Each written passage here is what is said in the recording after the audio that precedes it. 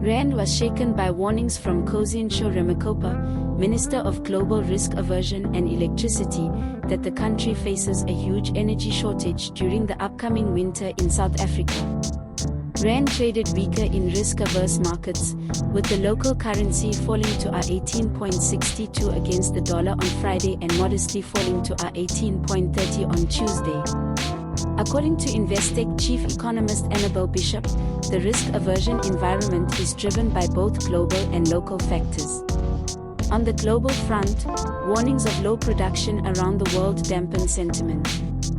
Locally, the energy crisis, with no apparent solution, is keeping investors at bay.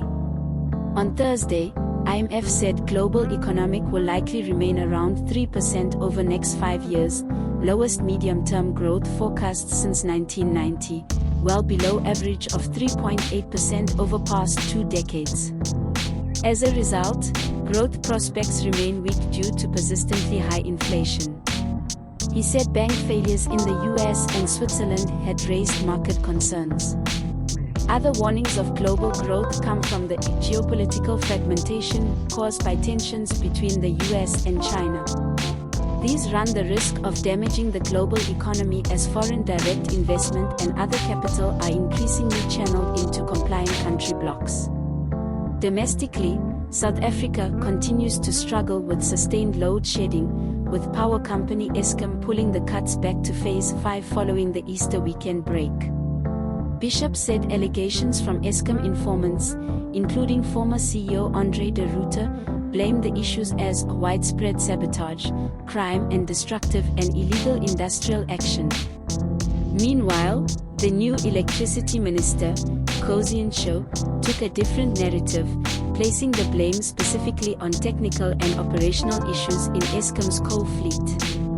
Ramokgopa said, "We are now entering the winter, which will be a very difficult period. The numbers show that historically the average demand has been around 35,000 megawatts, but could go as high as 37,000 megawatts, said Bishop.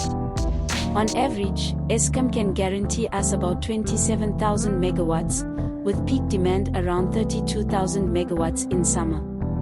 The difference between guaranteed and expected winter demand is around 10,000 megawatts, which is roughly equivalent to 10-stage offloading, given Eskom's calculations of 1,000 megawatts per stage. Higher demand will negatively impact economic growth and investor demand by widening the electricity gap," Bishop said.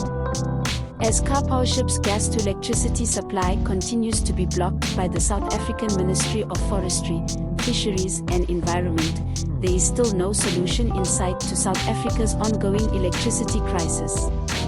It reported that Eskom currently considering purchasing electricity from a Karpowership plant located off the coast of Mozambique, although it only worth 1,000 megawatts and completely insufficient to stop the load shedding or increase, he said.